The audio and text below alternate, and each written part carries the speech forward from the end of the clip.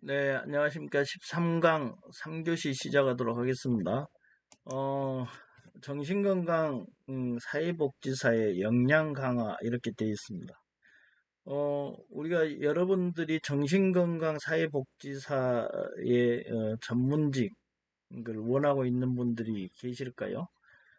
정신건강, 사회복지 전문직으로서의 역량 강화라고 이렇게 되어 있는데, 우리가 정신건강사회복지사는 사회복지 고유의 가치와 윤리를 지향해야 됩니다. 그리고 정신건강사회복지사라는 이제 전문직을 실천하기 위해서 다양한 노력을 기울여야 되겠죠. 여러분은 혹시 이제 사회복지를 여러분들이 이제 계속 공부를 하고 계시는데, 이 사회복지 고유의 가치와 윤리를 지향해야 된다. 이것과 관련해서 얼마나 여러분들이 이제 많이 생각을 해봤나요? 여러분들은 사회복지사 전문가가 됩니다. 국가 자격입니다. 사회복지사는. 그리고 정신건강 사회복지사도 국가 자격입니다. 일반 사회복지사도 국가 자격이에요. 우리가 이제 사회복지라고 하면 보통 이제 사회와 복지의 합성어죠. 여러분들 한번 생각해 봤어요? 항상 어떤 개념에 대해서, 여러분 항상 무언가를 공부를 하실 때 개념에 대해서, 상당히 고민을 많이 하셔야 됩니다. 어, 개념과 관련해서 항상 그 생각을 많이 하는 사람만이 그것에 여러 가지 그 개념들, 그리고 그 영역의 전문가로서의 가치가 계속 높아지는 겁니다. 사회복지다. 그러면 이제 여러분 사회와 복지의 합성어죠. 그런데 이제 이 사회라는 것을 여러 가지로 개념 정의할 수 있습니다.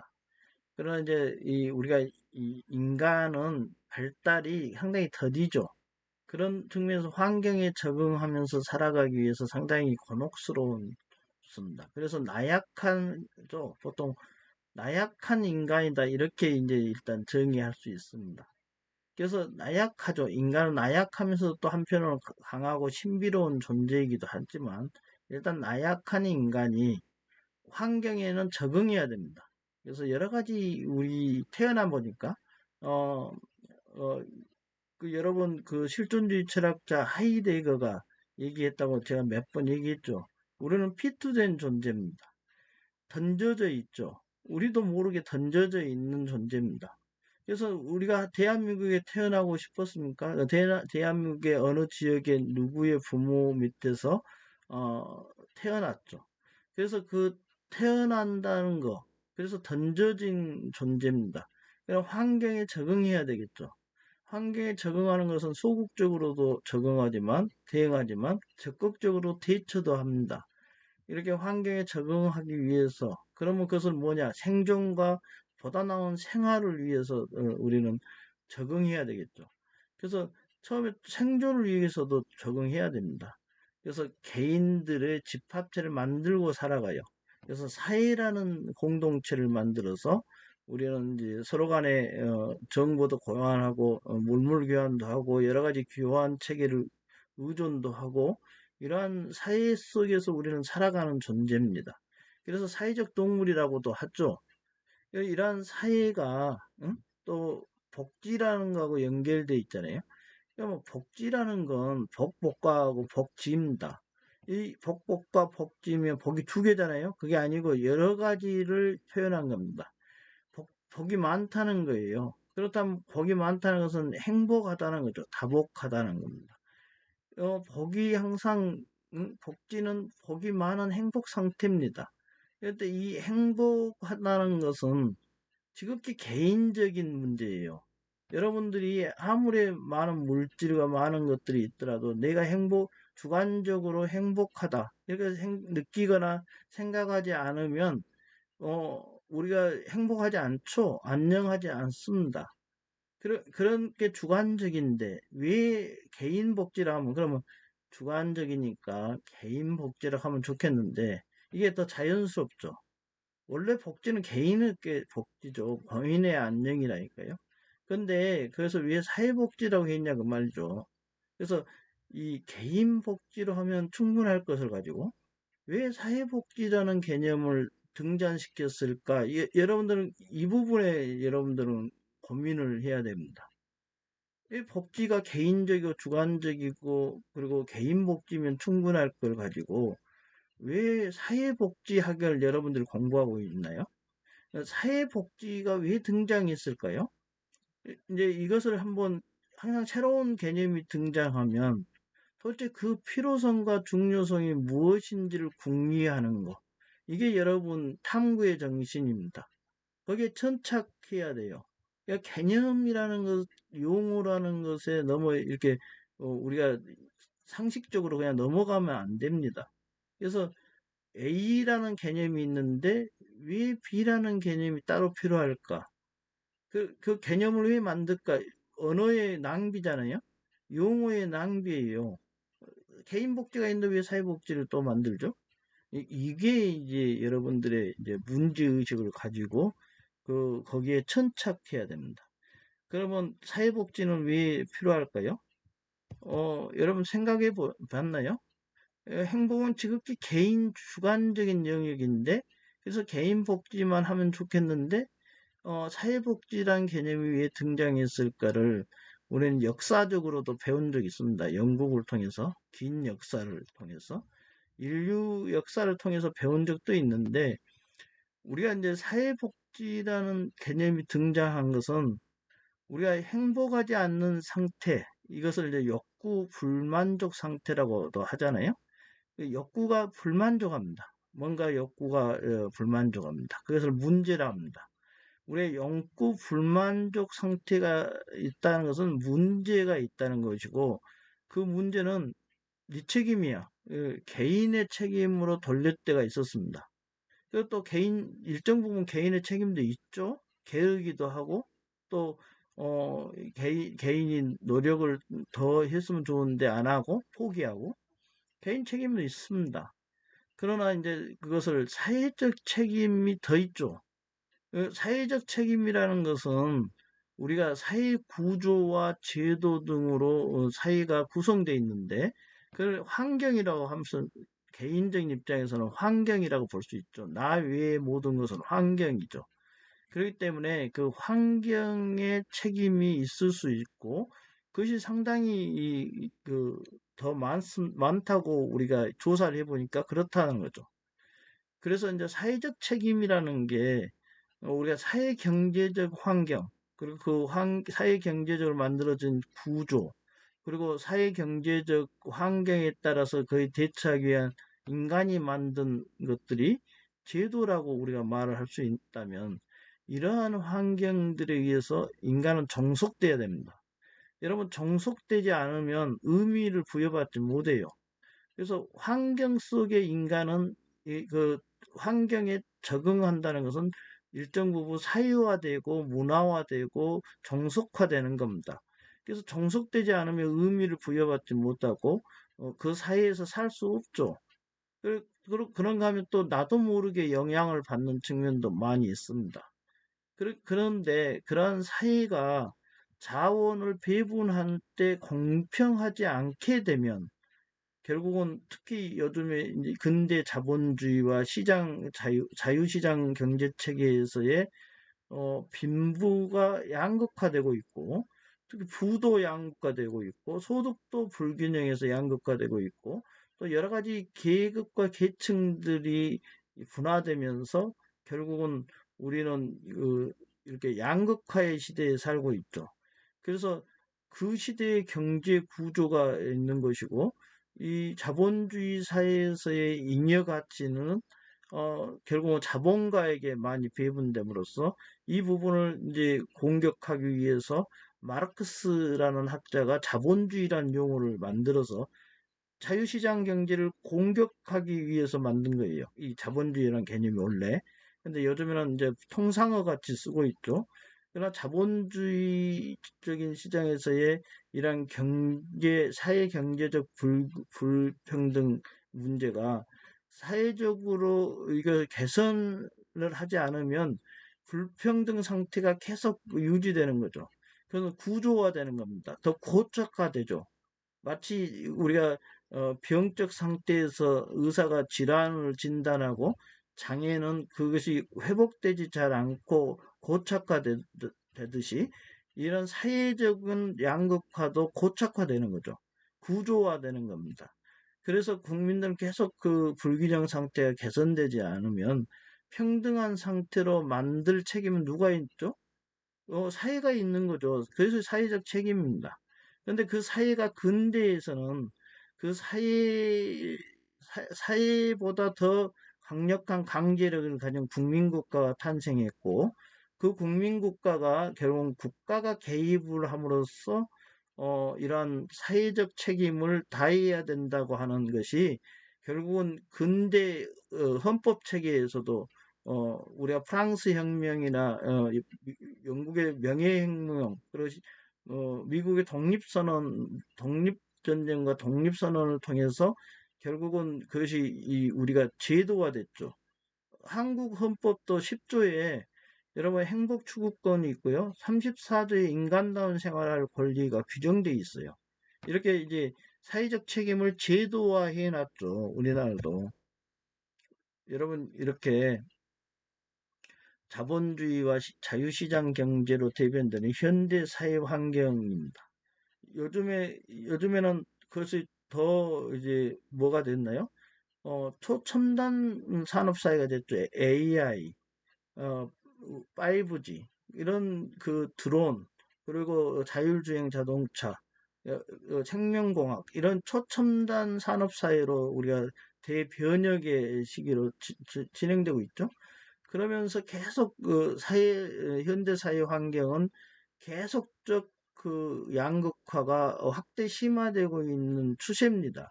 이렇게 되면 1차 소득 배분이 공평하게 이루어지지 않고, 만약에 공평하게 이루어지면 개인 복지만으로 충분하겠죠. 근데 실제로는 이제 1차적 소득 배분이 제대로 이루어지지 않고 있고, 그래서 인위적 개입이 필요한 겁니다. 결국은 그래서 사회적이라는 말이 들어가는 거죠. 사회라는 것은 누구나 안녕한 상태를 유지하는 것을 목적으로 하는 거죠, 일단. 그리고 또 누구나 그렇게 되도록 사회, 특히 국가, 이 공공이 개입 의무를 가지고 개입해야 됩니다.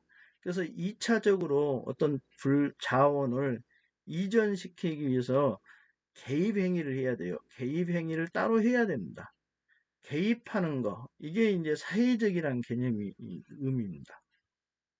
여러분, 이번에 이 사회적이라는 것은 누구나 안녕 상태를 유지해야 될 목적도 있고, 개입 행위도 해야 된다는 거예요.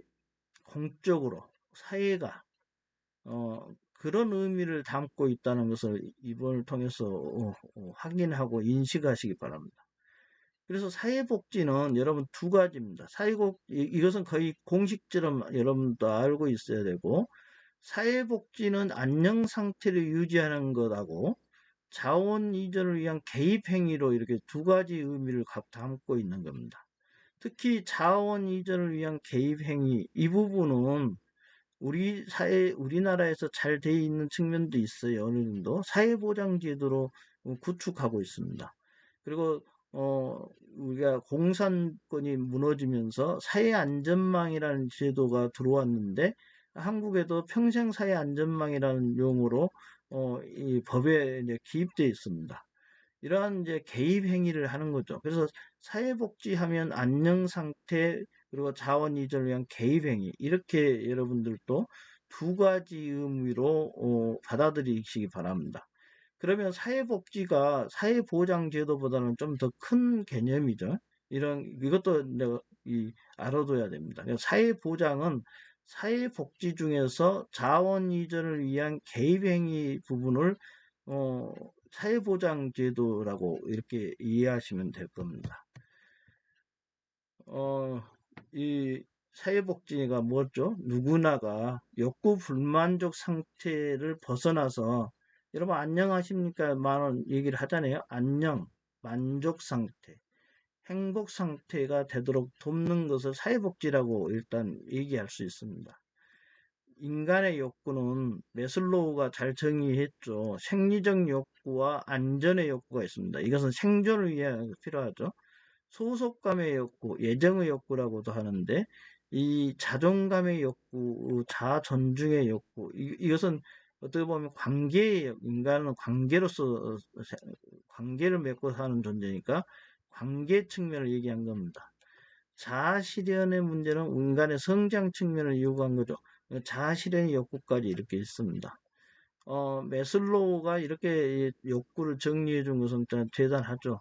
그런데 약간 단계설이 있다고 했던 것은 비판을 좀 받고 있습니다만은 인간의 욕구라는 것을 이렇게 딱 정리해 줬습니다.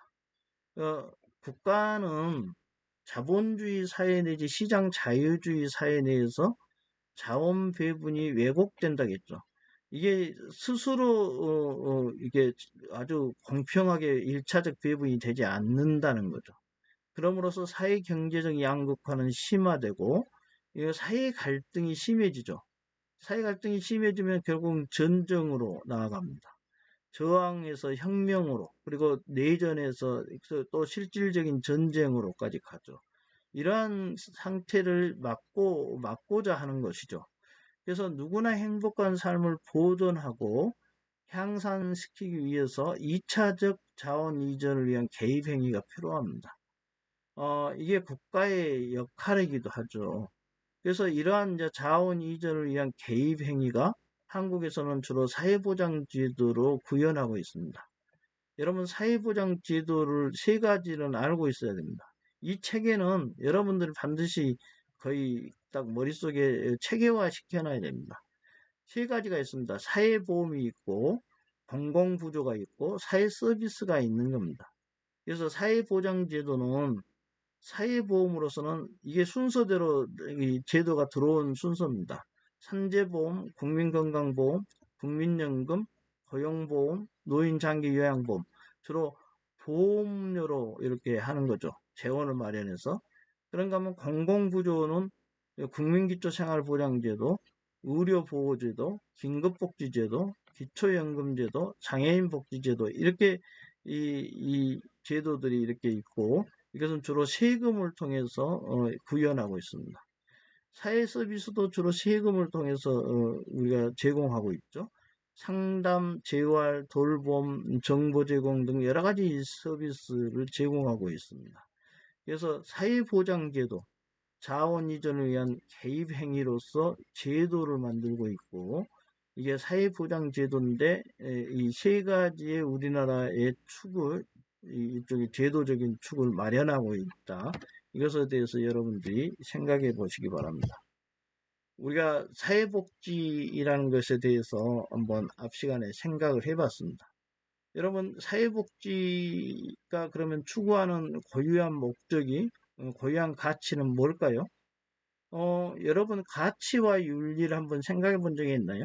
가치는 값어치, 가치 있게 생각한다. 좋고 나쁨의 문제입니다. 가치는, 이 가치란 용어는 원래 좋고 나쁨의 의미입니다. 거기서 이제 어느 사회가 존중하는 가치, 지키고자 하는 가치를 윤리라고도 얘기합니다. 그래서 가치하면 그냥 단순한 가치의 개념은 좋고 나쁨이고 지키고자 하는 가치가 있습니다. 그것을 윤리라고도 표현합니다. 그래서 보통 가치 윤리 이렇게 뭉뚱그려서 이 용어를 쓰는데 윤리는 그 시대 그 사회가 그 시대에 지키고자 하는 가치를 윤리라고 합니다. 그래서 그것을 옳고 그름의 기준이 되는 거예요. 좋고 나쁨은 가치인데 그 사이에서 지키고자 하는 가치는 윤리인데 윤리는 옳고 그름까지 가는 거죠. 너 그 가치를 지키지 않으면 그건 옳지 않아. 이렇게 기준을 정할 수 있는 것이 윤리입니다. 그래서 사회복지의 고유의 가치이자 윤리는 인간의 존엄과 가치를 존중하는 것이 첫째고요. 두 번째는 사회적 배분 정의를 구현한 겁니다. 아까 배분의 2차적 개입 행위가 있었죠. 그래서 여러분 사회복지라고 하면 안녕상태와 자원 이전을 위한 개입 행위인데 거기서 지키고자 하는 가치가 윤리는 뭐라고요? 인간의 존엄과 가치를 존중하고 사회적 배분 정의를 구현하자. 이게 이제 사회복지사로서 여러분들이 가지고 있어야 될 일종의 정신이죠. 여러분, 인간의 존엄성과 가치 존중은 우리 헌법 10조에 그 규정되어 있습니다. 그리고 인간의 존엄과 가치는 단순히 조건 나쁨의 의미의 가치에만 머무르지 않고 하나의 한국 사회의 윤리, 즉 옳고 그름의 근본 판단의 기준이 되기도 하고, 이게 우리가 헌법적 판단에서 헌법이란 어떤 그 정치적 사법작용에 가까운 이제 제4의 일종의 최고의 근본 규범입니다. 그렇기 때문에 헌법적인 법적인 일단 판단 근거이기도 한다는 거죠. 그리고 우리가 사회적 배분 정의와 관련해서는 여러분이 정의론에 대해서 한번 생각해 보시기 바랍니다. 정의론은 여러 가지 정의론이 있을 수 있는데 한 네 가지 정도의 정의론을 여러분들은 항상 한번 생각을 해봐야 됩니다. 우리가 사회적 배분 정의를 구현한다 했을 때 어떤 정의냐? 예, 쉽지 않죠. 그러나 이제 벤담의 공리주의적 정의론이 하나 있습니다. 그리고 존 롤즈가 공정으로서의 정의론도 얘기했죠. 그리고 아리스토텔레스와 샌델이 여기에 포함될 수 있습니다. 약간의 다른데 공동체주의적 정의론으로 이렇게 볼 수 있습니다. 그런가 하면 노직이라는 학자는 자유주의적 정의론을 얘기했습니다. 그래도 좀 더 신자유주의적 정의론이라고 더 가깝습니다. 노직은.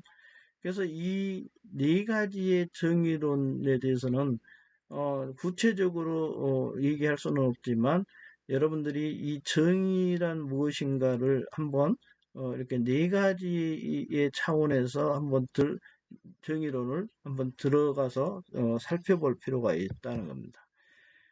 사회적 배분 정의와 관련해서 여러분들은 한국 헌법의 34조의 인간다운 생활을 할 권리가 규정함으로써 10조와 더불어서 극단적 양극화로 인한 빈부격차를 해소해서 공동체적 민주주의를 지향합시다 하는 것이 이렇게 깔려 있을 수 있습니다. 그렇다면 이게 공동체주의적 정의론과 롤스가 말한 공정으로서의 정의론의 입장에 더 가깝지 않느냐 이렇게 이제 판단해 볼 수 있는 겁니다. 이 구체적인 정의론과 관련해서는 여러분들이 한번 보시기 바라고요. 우리가 사회복지를 공부하면서 그리고 정신건강 사회복지를 공부하면서 여러분들이 그렇다면 우리가 지향하는 인간상은 무엇일까를 한번 생각해 봐야 됩니다. 왜 그러냐면 이런 인간상을 토대로 해서 여러분들이 이 여러 가지 이 정신건강에 관한 어떤 논리나 사회복지에 관한 생각을 일종의 펼쳐나갈 수 있는 겁니다. 우리는 환경 속의 인간이죠. 그래서 환경에 의해서 결정되기도 합니다. 그런가 하면 또 한편으로는 실존하는 인간이죠. 존재론적인 인간이라는 겁니다. 그래서 환경에만 마냥 종속되지 않고 스스로 선택하고 결정하는 이른바 자기결정을 하는 인간입니다. 그래서 이걸 동시에 갖고 있죠. 그래서 이것을 이제 결정되면서도 결정하는 인간이다. 그러한 인간상을 상대적 비결정론적 인간상이라고 우리가 얘기할 수 있죠. 우리는 뭔가에 결정되면서도 결정하는 존재입니다. 이렇게 이제 인간을 규정할 수 있죠. 인간의 이중성을 얘기하지 않을 수 없는 것이고, 그래서 인간은 결정되죠. 자연은 결정하죠. 그 사람이 착하고 어떻든 간에 일단 인간 환경에 의해서 적응해 살기 위해서 결정되는 측면이 있지만 인간은 또 결정하는 존재입니다. 결정하면서 살아가야 될 존재죠. 자연은 스스로 그러하기 때문에 자연스럽지만 우리는 자연스럽지 않기 때문에 자연스럽지 않는 부분을 결정하고 살아야 됩니다. 그래서 우리가 윤리가 필요한 것이죠. 아무나 다 하면 자연스러우면 왜 필요하겠어요? 윤리나 법이 필요 없죠. 그래서 우리는 자연스럽지 않기 때문에 그 부분을 윤리로 메꾸고 사는 겁니다. 법으로 메꾸고 살기도 하고요. 그래서 이제 여러분들이 정신건강사회복지사가 되기 위해서는 이게 전문직이죠. 그러니까 수련과 시험 등의 과정을 통해서 국가 자격을 배부받아야 됩니다. 그리고 이제 경력 등을 통해서 1급과 2급으로 구분되기도 하죠. 구체적으로 정신건강사회복지사 자격을 여러분들이 취득하려면 2급부터 시작합니다. 2급은 사회복지사업법에 의해서 사회복지사 1급 자격 소지자로서 보건복지부 장관이 지정한 전문요원 수련기관이 있습니다. 그래서 1년 이상 수련을 마친 자를 2급을 줍니다. 사회복지사 1급 자격 소지자라고 이렇게 나와 있는데 이거는 1급 시험 응시 자격을 갖춘 자입니다. 여기에는 여러 요건들이 있는데 거기에 대해서 한번 찾아보시기 바랍니다. 1급 시험에서 한 60점 이상을 취득한 자를 사회복지 1급 자격 소지자를 주죠. 자격을 부여하죠. 그러면 이제 정신건강 사회복지사가 1급이 되려면 고등교육법에 의한 대학원에서 사회복지학, 사회사업학을 전공한 석사학위 이상이 돼야 되고 보건복지부 장관이 지정한 전문요원 수련기관에서 3년 이상 수련을 마친 자여야 됩니다. 또는 2급 정신건강사회복지사, 여기 2급이 있죠. 정신사회복지사 자격을 취득한 후 정신건강시설, 보건소 또는 국가나 지방자치단체로부터 지역사회 정신건강사업을 위탁받은 기관이나 단체에서 5년이죠. 여기는 5년입니다. 5년 이상 정신건강 분야에 임상 실무 경험이 있는 자를 1급 정신건강 사회복지사로 이렇게 자격을 부여합니다. 상당히 어려운, 상당히 장기간의 어려운 길을 걷는 사람들이죠. 정신건강사회복지 전문직으로서의 역량 강화에 대해서 우리가 이제 살펴보고 있습니다. 여러분, 정신건강 영역에서의 서비스를 이제 전문적으로 제공하는 것이죠. 그러기 위해서는 지속적인 이제 보수교육, 일종의 역량 강화 교육을 계속 이제 받아서 전문성을 유지할 필요가 있습니다. 그리고 정신건강 영역은 의사, 간호사, 심리치료사 등 타 전문직과의 지속적인 협력 관계를 요구하고 있습니다. 그리고 타 전문직과의 협력하에 클라이언트에게 최적의 서비스를 제공하기 위한 지식과 기술을 연마할 필요가 있다겠죠. 제가 항상 강조하지만 이론은 지식의 영역이죠. 그리고 기술은 방법, 절차, 그리고 어떤 제도의 문제입니다. 이런 기술을 익혀서 적용하는 것, 현장에 적용하고 이 지식과 기술과 적용, 현장 간의 끊임없는 상호작용, 그리고 거기에 넘나들면서 전문직을 가진 사람으로서 전문가로서의 역량을 계속 강화시켜 나가는 것, 이게 중요하다고 그랬습니다. 개인에 대한 사회복지적 접근뿐만 아니라 집단 프로그램의 개발과 수행, 이 부분도 신경을 써야 되고 가족 치료에 대해서도 또 신경을 써야 됩니다. 그런가 하면 지역사회 자원 연계, 이 부분이 이제 지역사회 통합돌봄과 연계돼서 중요한 부분이고요. 거의 마당발과 같은 수준의 자원 연계를 해야 됩니다. 그래서 이제 마당발이 상당히 중요한 것이고, 아까 여기에 타 전문가 협력 관계는 결국은 이 칸막이를 없애는 부분이 강하고, 이렇게 생각을 해 두시기 바랍니다. 지역사회 자원 연계 등 다양한 영역에서의 서비스입니다. 서비스를 제공하기 위한 다각적인 노력을 기울여야 한다. 이렇게 자원 연계 부분도 신경을 써야 된다는 것이죠. 정신건강사회복지사, 여러분들이 복지사가 되면 역량을 강화해야 됩니다. 그래서 개별적인 역량 강화 방안도 있습니다. 우리가 정신건강사회복지사가 되기 위해서는 우선 유능한 사회복지사가 되기 위한 기본적인 역량을 키울 필요가 있죠.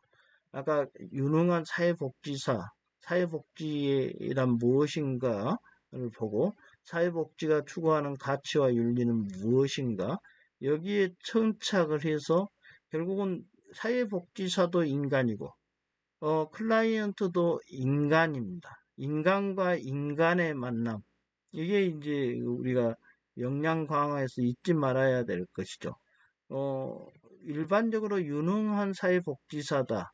그 조건은 뭐냐? 그러한 열정을 가지고 책임감과 가지고 협력하고 창의성을 가지고 능력 강화를 하고 이런 것들이 사회복지사의 유능성입니다.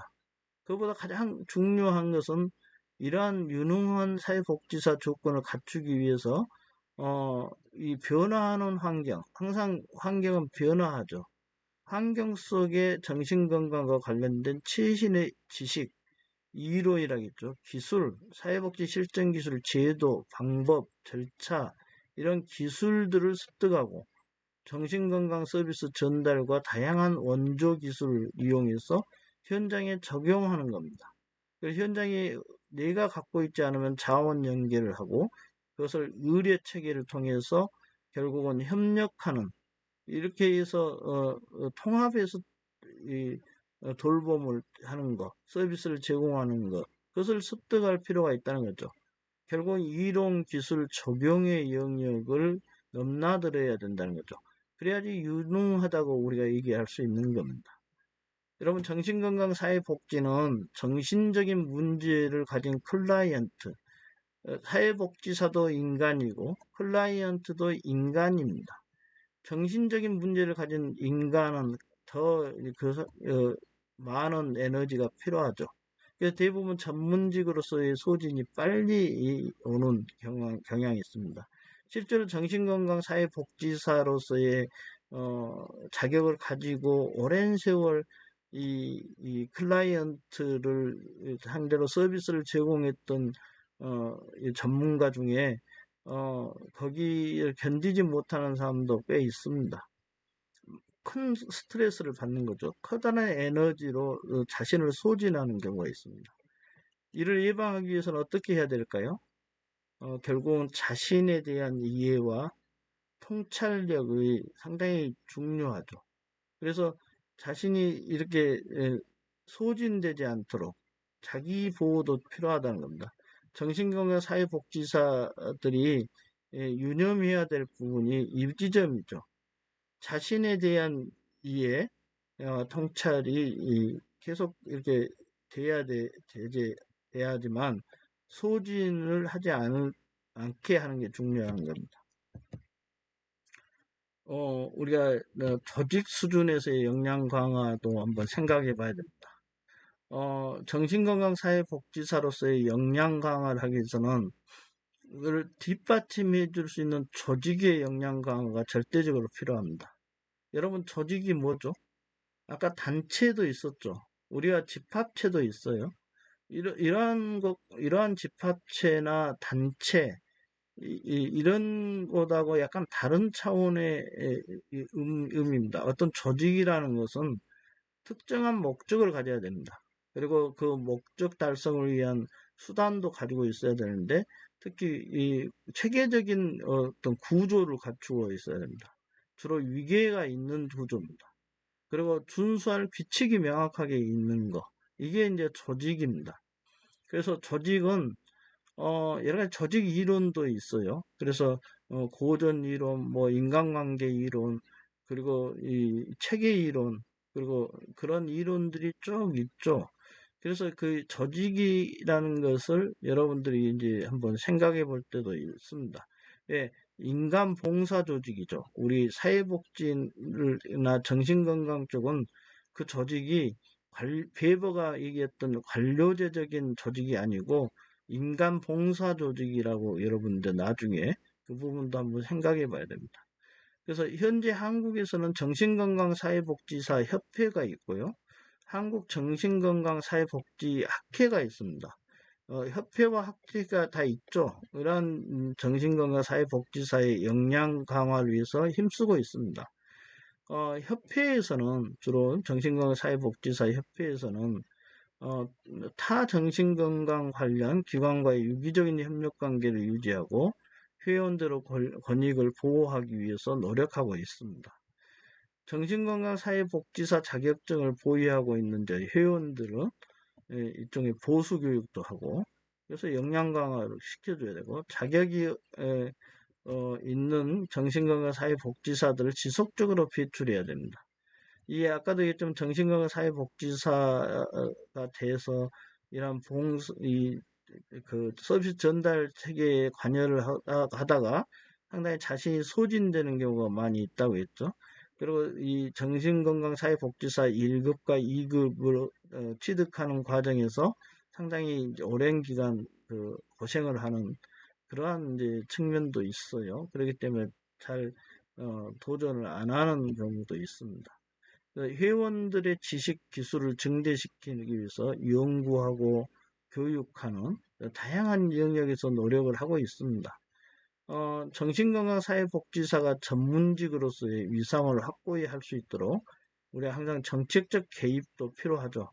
그래서 이 어려움, 쉽게 소진하는 이 정신건강사회복지사의 역량 강화 그리고 또 배출 이런 부분과 관련해서 반드시 이제 그 어떤 큰 외국 영국이나 영국 등이 그랬듯이 우리가 장기 중장기적인 어떤 그 대책을 마련하거나 정책을 마련할 때 반드시 인력 양성과 거기에 따른 교육 프로그램, 교육에 대한 대책까지 이렇게 한 세트로 만들어서 결국은 실효성이 있는 이 궤도 보완이 되도록 그렇게 노력하는 것, 정책적 개입을 하는 것, 이게 이제 상당히 중요하다는 것을 우리가 이 정신건강과 관련된 전망과 과제를 통해서 우리가 이 13강에서 여러분 알 수 있게 되었습니다. 여러분 13강 3교시 듣느라고 고생하셨습니다. 이것으로 마치도록 하겠습니다.